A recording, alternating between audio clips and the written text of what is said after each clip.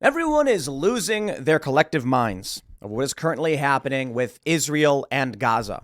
We have a lot of new information pertaining to the escalation of war, and while there are culture war stories to talk about and we'll get into, I think the bigger issue right now is what is currently happening in terms of active warfare in the Middle East, and it is expanding. Israel is planning to invade Gaza and take out Hamas leadership. There have been numerous strikes on Lebanon targeting Hezbollah. People in the south of Lebanon have been fleeing, and now Israel is evacuating several communities. We have a viral clip from Ben Shapiro warning about what is essentially, he's describing something that people refer to as the Samson option, maybe not explicitly. But Ben Shapiro warns that if foreign entities, if Arabic nations invade Israel or attack them, Israel may begin firing nuclear weapons. This is called the Samson option. And it's the most likely or logical outcome in the event of a military strike on Israel. That's it. You can't expect any country, no matter what your political position is, to simply be like, well, we've been invaded and we're about to be wiped out. Have a nice day. Nah, that's the purpose of having weapons. That Israel will say, we will do everything we have to defend ourselves in the event this escalates beyond just Israel-Palestine. And it is. Syria's been bombed, but, to be fair, that's been ongoing. Now Lebanon because of Hezbollah. But these are ongoing conflicts. If it extends beyond these borders or continues to escalate and say Iran gets involved, then perhaps World War III. And don't look at me. I'm not the expert, but we got a whole bunch of individuals warning that we could be facing World War III. And I think it's fair to say. In Ben Shapiro's argument, he's saying if the U.S. does not provide material support, we may end up seeing the Samson option. And that would be bad, to put it mildly. Now, right now in the United States, we've got an economic crisis. We've got a border crisis.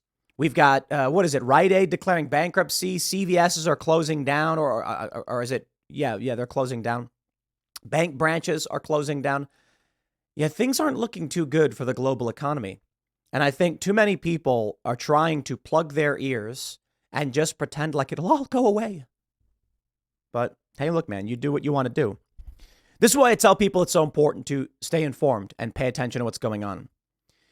If someone comes to warn you that there is a fire raging in your garage and you plug your ears and go, la, la, la, la, I don't want to hear it. I don't want to hear it. Just stop. Or you refuse to accept it. You say, there's no fire. There's no way. Get out of here. I don't want to see it. And you ask them, like, look, I took a picture. There's a video. There's a fire in your garage, man. You need to get out of your house. They don't want to hear it. Other people are like, well, maybe the garage deserved it. I'm like, whatever. But I certainly have a lot to talk about in terms of the media meltdown and the brain rot. But as we are witnessing the escalation of war on several fronts and a fear that the U.S. could be dragged into a multi-pronged war, we have this from Timcast.com from just this past weekend. U.S. must prepare for simultaneous wars with Russia and China, congressional report says. As all this is going down, the Israel-Gaza conflict, Palestine conflict is threatening to drag everyone into world war beyond Russia and China.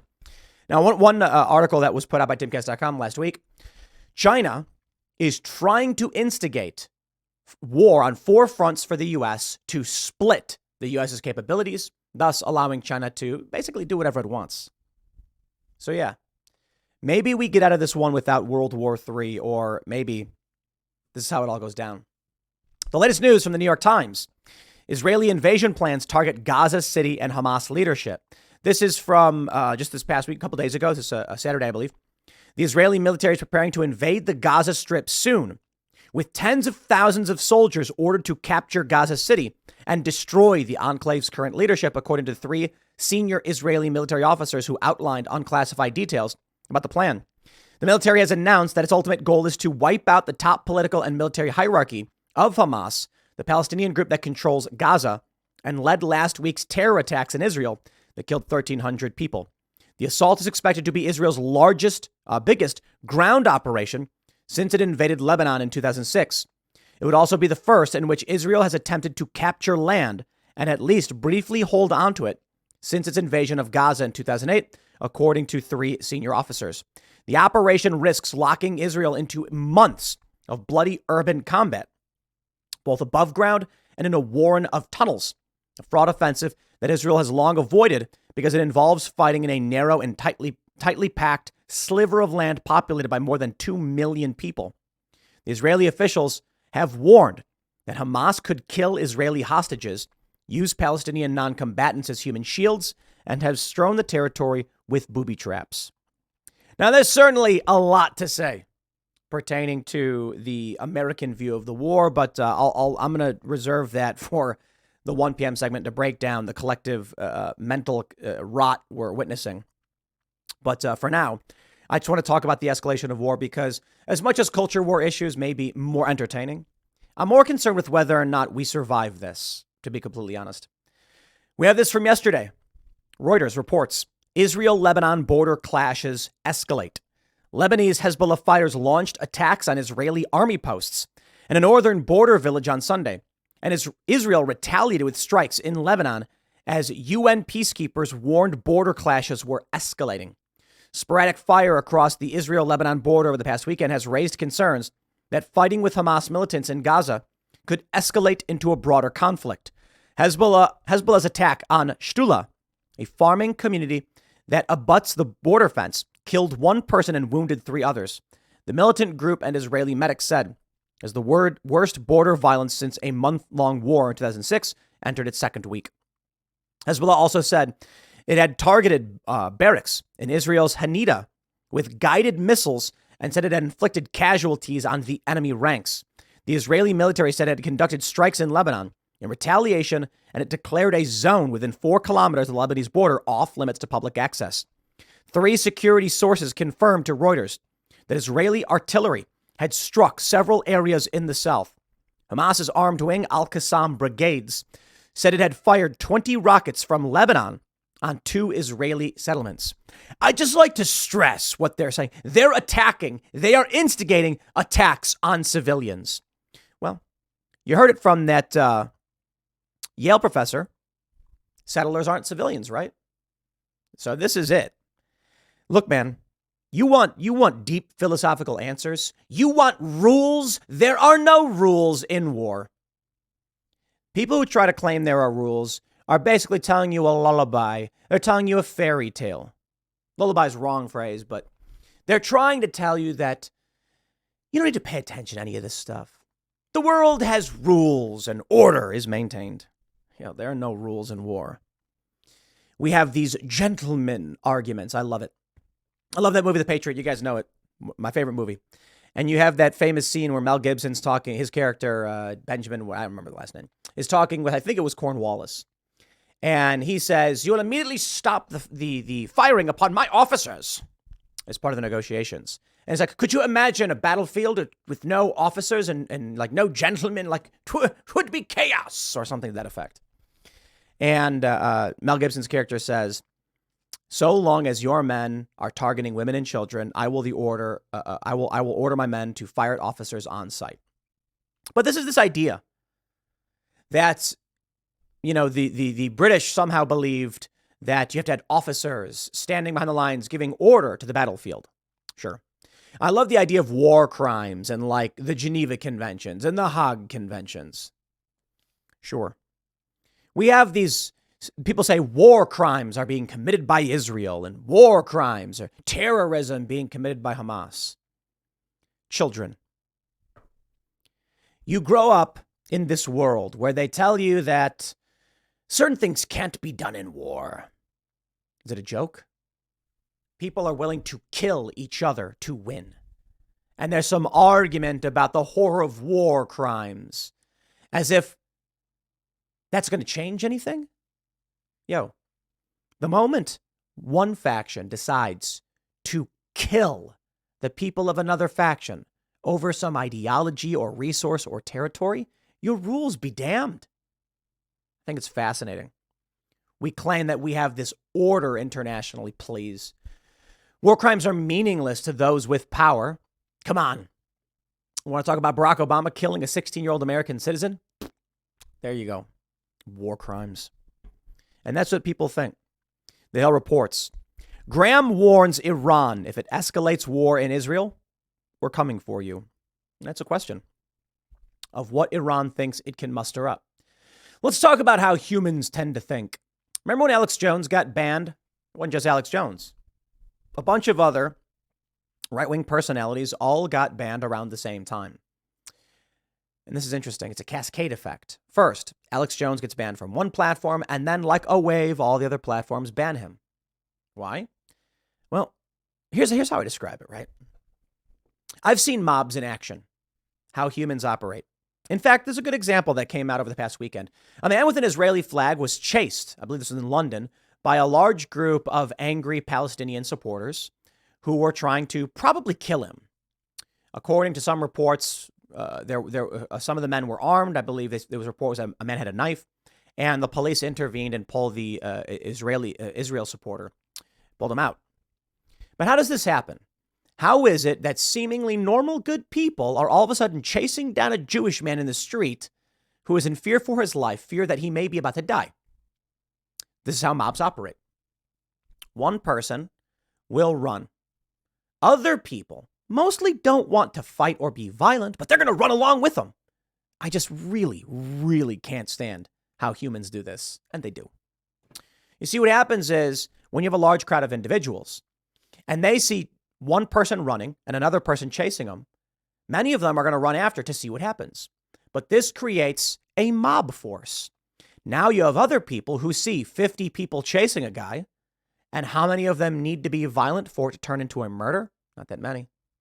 Because what will happen is the one guy who instigated the fight is now surrounded. He has cover. He'll hit the guy. The guy will fall down. The crowd will then surround the injured individual. Many of the people doing nothing, but people will pop out one at a time and go bang, bang, kick, punch, slam. Eventually, this person's dead. It's how it happens with breaking into buildings during mobs.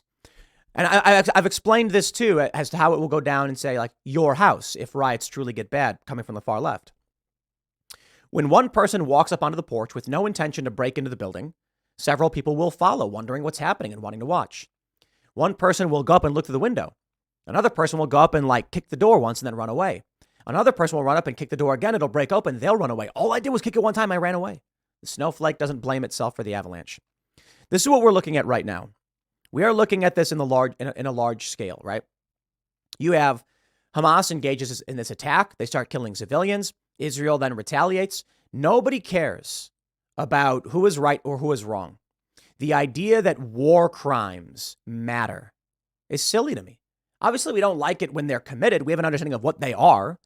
Torture and killing of civilians, rape and kidnapping, etc. It's funny.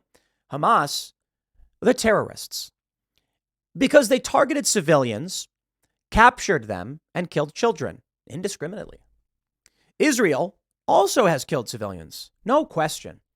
But, a fair point made by Ben Shapiro is that Israel's not going to go parade around cheering on the killing of civilians. They actively and desperately try to claim they're not, or they'll try and make excuses for it.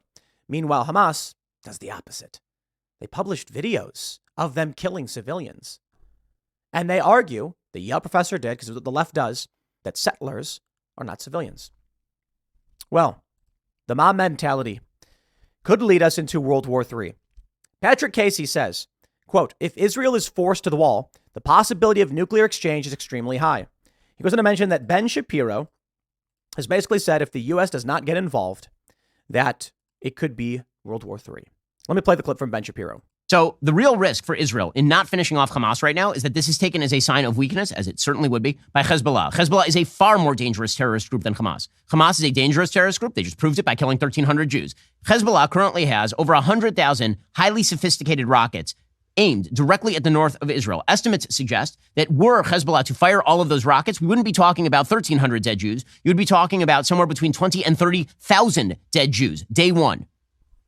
If Hezbollah gets in, Israel will have no choice but to unleash the Air Force. If they unleash the Air Force, they're not going to be worried at that point about civilian casualties at all. They're simply going to have to eviscerate the entire south of Lebanon and topple the regime in Lebanon that supports Hezbollah. If that happens, Iran undoubtedly gets in, and so does Syria. If that happens, and Israel is now faced with a full war in the north, combined with a war in the south, because they will not have defeated Hamas, that's the predicate. If Israel is forced to the wall, the possibility of nuclear exchange is extremely high. That is why it is very important that the United States provide the material aid to Israel. Well, that last one feels kind of like a non sequitur. I think Ben Shapiro's assessment is like 98% correct. I'm not sure that Israel just wiping out Hamas solves the problem, but I don't know what else you do. Seriously. Many people right now, I see these activists, these leftists are saying that Israel's cut off the water supply and food, and that's bad, and it's a crime against humanity or whatever. And it's just like, there's a lot of problems. First, look, you have war between Israel and Gaza. And you can argue Palestine, the Palestinian Authority seems to be mostly just, doesn't really do anything. But it is Hamas that is elected in Gaza, and the Al-Qassam brigades are attacking Israel.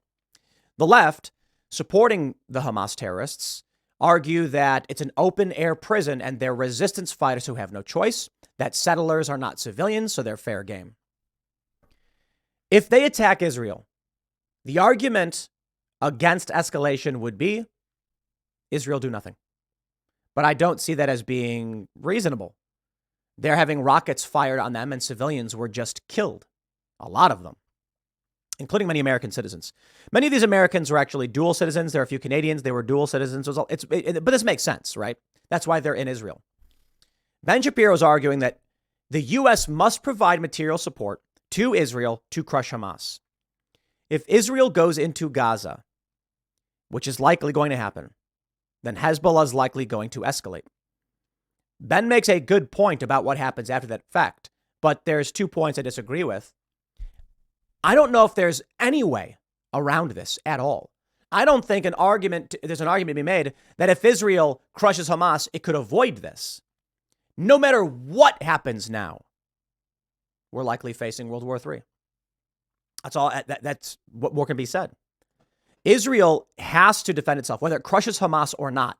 Airstrikes will take out perceived weapon depots and militarized sites. It is resulting in the death of civilians, and they're targeting it's a wide berth. Many people that I know and respect are reporting civilians are dying here. But you know what? I'm sorry, man. I'm seeing all these leftists being like Israel has just committed war crimes and done these things. And I'm just like, your war crime statements mean nothing to me. Hamas just killed a bunch of civilians. And you argue they're justified in doing that? Screw off. Look, man, what I see is there's people who support Israel, people who support Palestine, and they're like, you better pick a side or else. And I'm just like, I'm sorry. I forgot where United States came into that sentence. But here we are. I'm seeing leftists argue that I'm seeing all these leftist news organizations being like, can you believe that Israel did this or did that? And I'm just like, are you going to talk about what Hamas did? No, they're going to wave flags in support of Hamas. I roll. Now I see Israel firing back, bombing targets and seeking to invade Gaza. And this is a dramatic escalation. Welcome to war. You want to talk about justification? Pfft. Dude. Everyone's going to make their arguments. I am not Israel. I am not Palestine. So the people who are tweeting at me being like, your employees are saying naughty things, fire them. I'm like, screw off, dude. My concern, the logical pathways, the patterns that we see, and whether or not they lead to you having to spend $50 on gas per gallon, or whether or not rice and beans are going to cost you $100. I'm not Israel. I'm not Palestine. I'm not happy with what's going on. The conflict goes back a long time. The history, extremely complicated. And I get these people, these activists on the left, they roll their eyes at me and be like, no, it's really simple. No, it isn't. And I don't care. I'm the United States, okay? We're the United States. I can't speak for these countries. What I can say is the outcome of what happens here could destroy us and our way of life. Ben's correct. If Lebanon escalates against Israel, Israel against Lebanon, we could be talking about tens of thousands of dead Israeli citizens. As Ben says, dead Jews. Yeah, I think Ben gets a little emotional when it comes to Israel, and I completely understand why. So I'm not saying, I mean no disrespect, but I'd like to clarify. Well, Israel is a Jewish state. Come on, man. They're Arab Israelis. There are non-Jewish individuals who are in Israel. Why? This is why people like Israel. Israel is more modern with democratic institutions. And while it is a Jewish state, there are many individuals who live there who aren't even Jewish. And they seem to get by just fine. So it may be many dead Jews. But I think we should focus on the civilians who will die should Lebanon escalate and start firing into more communities. Already people are dying. Israel then retaliates. Yes, Syria, Iran get involved. Israel's already been bombing Syria. This conflict has been ongoing for a long time. There's been war for a long time. The bigger fear is, should this escalate into full-scale war with Iran, Lindsey Graham now threatening it, you have the makings of World War III. I don't know that this happens. In 2014, Israel launched Operation Protective Edge. Many journalists I knew and leftists said that this was Israel mowing the lawn. That's what they call it. Mowing the lawn. Hamas grows more and more powerful, accumulates weapons, and then fires them on Israel. Israel then mows the lawn, takes out Hamas, bombs, and it causes massive damage to the people who live in Gaza. I also want to stress, Egypt's playing a role here too, and the Rafah crossing could be opened, but I'm not going to pretend to be an expert on the region. I'm just going to tell you this. Look, man, we're facing a risk of World War III. That's the fear. Ray Dalio says 50% chance of world war. Okay, well, we're already at war in Eastern Europe. China is already pressing on Taiwan. And now we've got this in the Middle East. Yeah.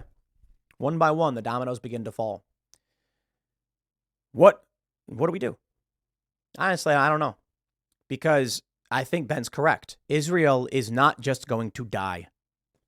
The Samson option, as it's called. It's the name that some military analysts refer to as Israel's deterrent strategy of massive retaliation with nuclear weapons as a last resort. Now, we don't know for sure if Israel has nukes. There's a lot of speculation that they do. If Iran gets involved and the U.S. says, we ain't doing nothing, you're on your own, Israel. Israel just says, we will nuke every country that tries to invade and destroy us. Depending on how many nuclear warheads they have, I think it's fair to say that Israel's got nukes. Even one. And then what? Is it regional? Israel's not going to fire nukes at Russia. Maybe they fire nukes at Iran. Iran retaliates. I don't know if this escalates beyond that, if that's where it goes. I think Ben's argument is rooted in having the U.S. defend Israel so that Israel does not fall and that we don't end up with millions dead. I think it's a better point than if we don't, it's World War III, because I feel like if we do, it's World War III.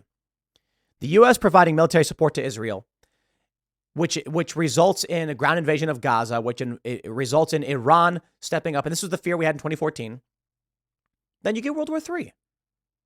I don't know. I don't know, though. This regional conflict could remain regional, but when you have war in Ukraine already, what makes a world war? Right now, Russia is fighting in Ukraine, and they seem to be doing a good job of taking what they want. The U.S. is not directly involved in Ukraine. China has been flying fighter jets over Taiwanese air defense zone. We don't know if they will invade. It will be extremely difficult for the U.S. to defend Taiwan should China decide to take it. Why? Because Taiwan is right off the coast of mainland China. The U.S. military operations coming out of what? Australia, South Korea, or Japan? It's going to have a lot harder time maintaining a defensive position in Taiwan, though Taiwan would likely allow in Western forces to defend the island. Either way, the question is, what is a world war? Is it every faction fighting every faction, or is it a whole bunch of regional conflicts all around the world? I guess it doesn't matter. It's both. The interests of all nations wrapped into the conflict. And so ultimately, what I fear may be is that as the U.S. gets split with trying to support Israel, providing material support to Ukraine, Russia and China see an opportunity. Take a look at the American War for Independence. How did we win? French intervention. The French intervened on our behalf, provided support to fight against the British. Why?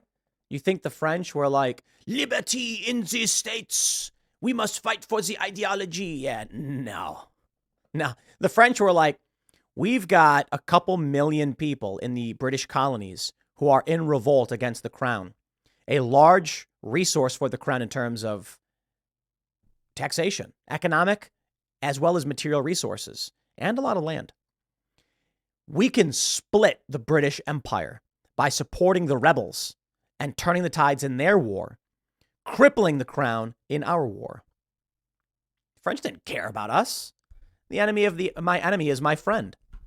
They supported us because they were at war with Britain. That's all that mattered.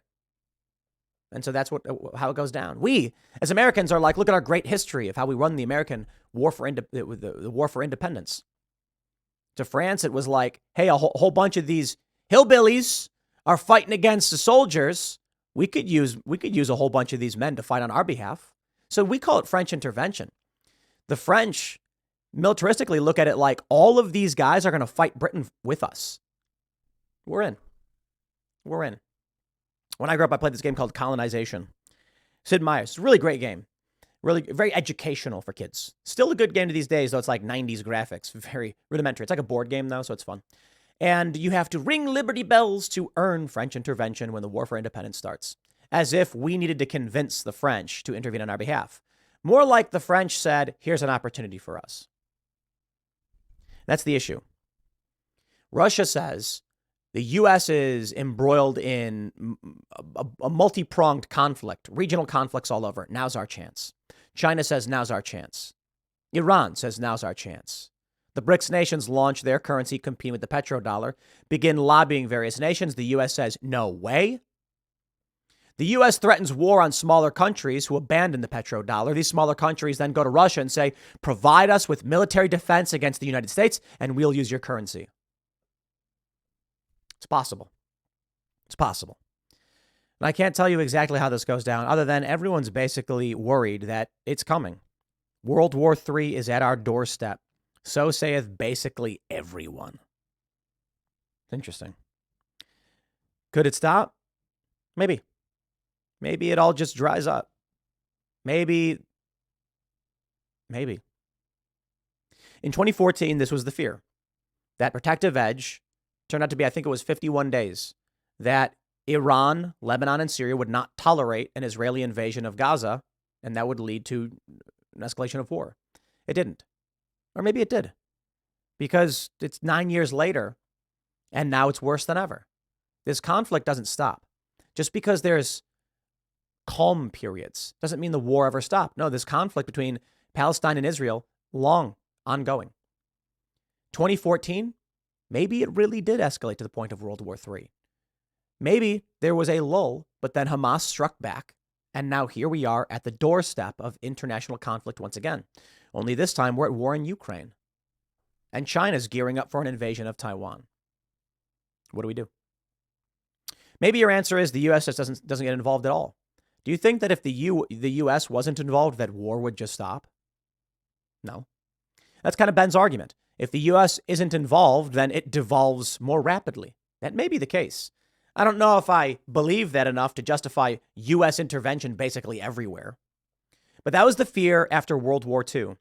The Western forces, the Allies, feared that the world would evolve into World War III, especially with the expansion of the Soviet Union. And so they created what they called the liberal economic order, the world police. And there's been many a discussion about a new world order. And of course, there's they claim the New World Order is a conspiracy theory. Well, there is a version of it that's a conspiracy theory where it's like powerful global elites are trying to orchestrate a whole bunch of hoo-ha, this, that, or otherwise. Well, the literal New World Order, according to the Council on Foreign Relations, is literally just the petrodollar system and the U.S. military maintaining peace. A world order. I can't tell you what's going to happen. I can only tell you to pay attention. And I can only tell you that everyone's losing their minds, which will be the next segment coming up at 1 p.m. on this channel, where I break down how people in the United States are going nuts. Yeah, it's crazy. The culture, what's funny, seeing like the anti-establishment side now fighting itself, people seemingly forgetting that they were like, no foreign intervention, but Israel. Yeah, we'll talk about that. Next segment at 1 p.m. I'll leave it there. Thanks for hanging out, and I'll see you all then.